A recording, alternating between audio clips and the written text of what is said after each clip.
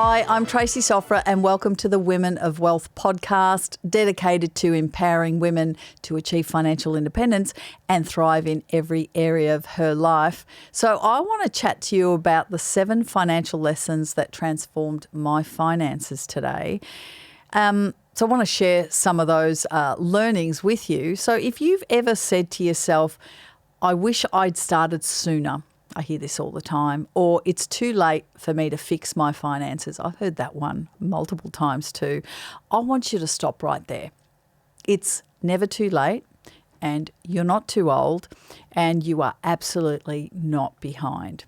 See, your financial journey starts the moment that you make that decision, the moment that you decide to take it seriously. And the good news is that moment can be right here, right now, being today. So keep listening to learn the key financial lessons that transformed my finances. So when I look back on how far I've come with my finances, from getting out of credit card debt, I've shared that story multiple times with everyone, to saving in excess of $100,000 and building long-term wealth, there's a few key financial lessons that truly transformed my financial life. Some were tough, some were quite surprising, to be honest, but all of them are actually practical. I'm a very practical person and practical enough for anyone to implement. And for the record, I really don't like complexity. I like simplicity, because simplicity around your finances means that you can stay on track, it doesn't become overwhelming, and it becomes easy to do. So these lessons are simple, they're actionable, and they're designed to help you make real progress. So with that being said, here are the 7 financial lessons that changed my life and how they can change yours too. So lesson number 1 is build systems, not just goals. I know I've spoken about goals multiple times, but let me share it. Let me flip it a little bit for you. You need to set goals, but you got to build systems around those goals so it avoids failure. So when I first started getting serious about money, I had all these goals. You know, save more, invest monthly, pay off debt, all of those sorts of things, much like anybody else's goals. But goals without systems are just good intentions. You can document a goal, you can, go to town and do SMART goals, which is what I spruik a lot of the time, but you've got to build a system around that to make sure it's happening. And the turning point for me came when I realised that systems create consistency, not motivation, right? Motivation can fade. We all know that, yeah? Systems make success automatic. So here's what worked for me. Automating my savings and investment. Automating means at source. Whether you're self-employed and you're paying yourself, or you're drawing a profit, or whether you're working for someone and your wage hits the bank, at that source, automate it into different directions for saving, for investing, for debt reduction, all of those things. So you need to be setting reoccurring automation for those amounts. Also, with your calendar, set some reoccurring reminders to check in. That's what I did with my finances. I set some automatic reminders, and these days it's a lot easier than it was back then for me. We've got our mobile phones. So make sure you're setting those recurring calendar reminders to check in with your finances. The other thing I did was I broke down big goals into smaller actionable steps, because there can be a lot of overwhelm by thinking of the top end, and by breaking that big goal into actionable steps and doing them each at a time, not only helps you achieve that goal, but actually makes it less intense as well and not as overwhelming. These systems, they gave me structure, and that structure helped me stay focused even when life got really busy. So automation creates structure and allows you to stay on track, obviously. So if you want to build wealth, don't just dream about it, create systems around it, okay? So that's lesson number 1. Lesson number 2, think about being mindful of your circle of influence. If you've been listening to my podcast for a long time, you will know that I am really, really big on the company you keep. You are the company you keep, without a doubt. So let's be honest, the people around you, they obviously influence your mindset more than you realise. And subconsciously, if you allow this to happen, for a longer period of time, it will just seep into your everyday. So in my early 20s, I actually had a group of friends who loved to spend, right? New shoes, new clothes, lavish dinners, you name it. They loved it. And while they were great people, and it's not about the people, it's about their spending habits didn't align with my goals. And so once I started surrounding myself with people who valued savings, valued budgeting, and being mindful around building wealth, everything changed for me. I had to change my environment. Here's what I recommend. I want you to think about taking stock of who you're spending time with and how they're influencing your money mindset. Yeah? You do become like your circle after a period of time. We all know that. You can join accountability groups or communities, much like Wow Women. Wow Women is a supportive, non-judgmental, wonderful community of women that just feed off each other, and they're all on the same pathway. They're all on the same pathway of creating a secure income in retirement and setting themselves up for the future. You can follow creators, podcasts, books that reflect the financial life that you want. Follow that pathway of your vision of what you want, because your circle absolutely matters. So choose the people and the content that push you forward towards your goals and not pull you back.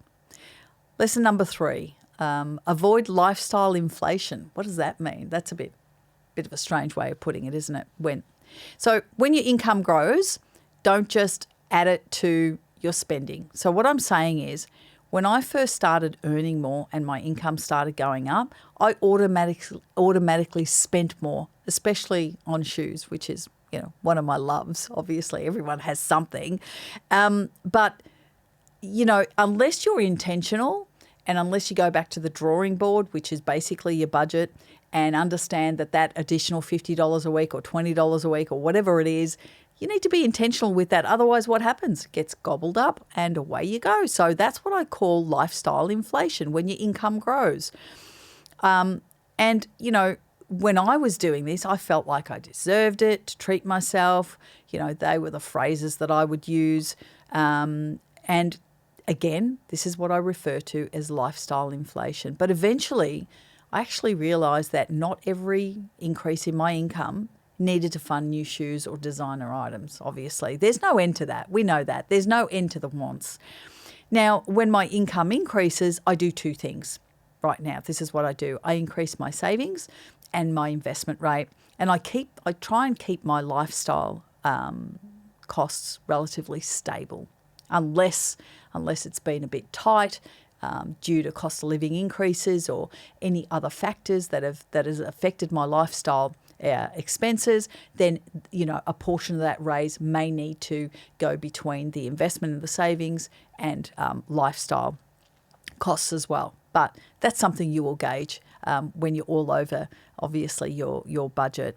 So you can absolutely enjoy your money without a doubt, but you need to do it intentionally. Don't just let it happen and just go on that merry-go-round of not knowing what's going on. Be intentional, bring it to focus, bring it to a head, and make a decision moving forward.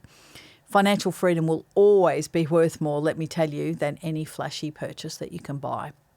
Lesson number 4, delay gratification and learn to wait. This is a tough one, given we live in a society with instant gratification, one button, and happy days, right? I mean, that's where we're living, right? But impulse spending, it used to be one of my biggest money leaks, impulsively spending, not being mindful. I'd see something cute online or spot a great deal, and I would think, why not? I can afford it. I've had a long week. I deserve it. Sound familiar? The verbiage? But over time, those why not moments, that continuous why not moment, they started to add up to hundreds, even thousands of dollars spent on things I didn't really need or use, okay? And let's face it, we've all done that. We all understand this concept. So what's the solution? Learning to pause. Just time out. Just take some time out. So now I follow a simple rule. This is what I do. I wait 48 hours even 7 days sometimes. I at least wait 48 hours before buying anything that isn't a true necessity. As I said, the want list will never go away and it will never reduce, it will always increase. But, you've got to be mindful of that and create that pause. I also use what I call a wish list system. So what I do is I add items to or I note down on a list instead of buying it straight away, create a wish list, and I visit that list weekly to see if I still want them. And, 9 times out of 10, it's like, oh, yeah, it was great at the time and I was in the moment, but, I was so glad I didn't buy that because I didn't actually need that. And most of the time, I don't end up buying any of these items. So it's a great little strategy to pause, put it on a wish list. Don't be impulsive, wait your 48 hours, go back to the list, have a look and go, you know what, I'm so glad I didn't do any of those things. This pause, it gave me space to think. Okay, you need that space to think, compare prices, prioritize what truly matters. Had I forgotten about my future self, future Trace, compared to just do it in the moment now because it feels good. So delaying gratification is one of the most underrated, let me tell you, tools for building wealth. Lesson number 5, max out your retirement contributions early if you can. Okay, so my lesson here is when I got my first job, I didn't know anything about superannuation. It had sort of just come in and it wasn't compulsory and it wasn't something anyone really knew a lot about. But what I learned quickly is that contributing small amounts was powerful. And all I did was contribute small amounts at that point. I mean, I was young enough to do that. But if I could go back, I would have maxed it earlier. If I could go back. Why? Well, because time is our biggest asset, right? It's not actually the money, time. So if you're just starting out, increase your contributions as your salary grows. Make sure you're going back to the drawing board and reviewing that additional income. And again, whether it's saving, investing, and investing, superannuation is, comes under the banner of investing. So increase your super as your salary grows as well. If you're self-employed, make sure to automate this. I see a lot of self-employed people not even pay themselves superannuation because early contributions plus compound interest equals massive long-term gains. Lesson 6, learn about investing and start early. After saving over $100,000, I let more than half of it sit in a low interest savings account for years. Why? Because I didn't understand investing and I was afraid to make a mistake. This was in my early years when I first started as an accountant. And the fear cost me time and potential returns without a doubt in my mind. But once I educated myself and got comfortable, I started investing and I haven't looked back. So what should you do? Learn the basics. Learn the basics about index funds, ETFs, the exchange traded funds. Understand compound interest and the power of compound interest and investing over time. And don't wait until you have enough to start with. Just start with what you've got. I hear that a lot. I don't have enough to invest. A lot of people think investing requires hundreds of thousands of dollars. Start with what you've got and do not wait, okay? Stay consistent and focus on the long term, yeah? The long term is the main focus here. Investing is how your money starts working for you, and it's a critical part of any wealth creation plan. Lesson number 7, use credit cards responsibly. I can say that now, right? Early in my career, as I have spoken about multiple times, I maxed out a credit card and couldn't even tell you what I spent that money on. That's really the bizarre thing. That 25% interest or that interest rate absolutely haunted me, but it taught me a hard lesson about credit. Now, I use credit cards as a tool. And not as a crutch, which is what I was doing in my previous life. I only charge what I can pay off each month, and I use rewards and perks as bonuses, not as motivators. Okay, there's a big difference. So here's your credit plan that I suggest you look at. Avoid carrying a balance if you can on your credit card, obviously. Create a payoff strategy for existing credit card debt if you have it. make sure you create some sort of strategy and smash that out. And use credit to build your score and make life easier, not to overspend. You see, credit isn't the enemy here. Misuse of it is actually the enemy. A lot of people, confuse those two things. So use credit wisely.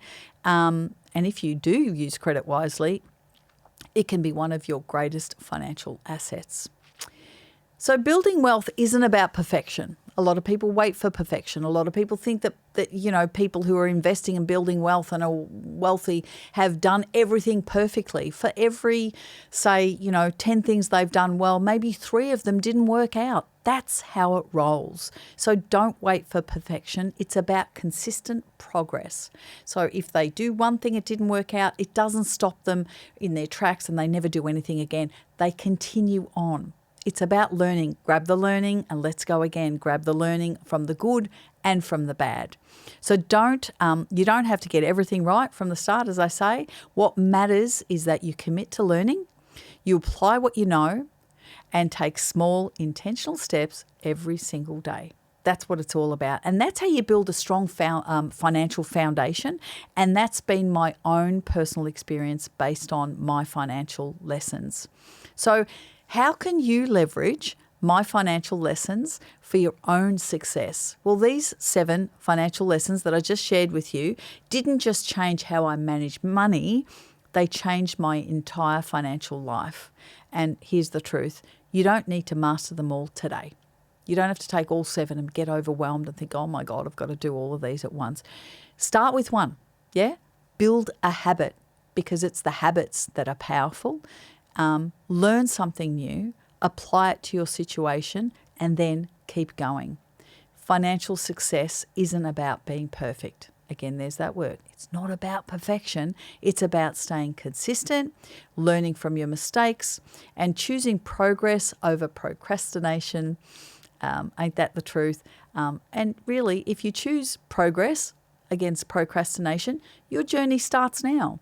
So let me ask you this. After me sharing all those 7 lessons, which lesson are you going to apply today? And what are you going to start with? I'm going to leave you with that. If you've found that this is something that you really want to focus on, that you're challenged by the 7 steps that I've spoken about, and you need help creating a better foundation for your financial life, then make sure to book a call with one of our financial strategists. They can help you with any array of cash flow, investing, super, finances, the whole lot. We are here to help you create a secure income in retirement, which your future self will thank you for. And it's really, really simple. You simply have to go to wowwomen.com.au, click onto the link where our programs are, and best of all, the call is absolutely free. If you found today's episode particularly helpful, please share it with a friend, leave a review, and don't forget to subscribe so you never miss an episode. And until then, take control of your wealth and your future.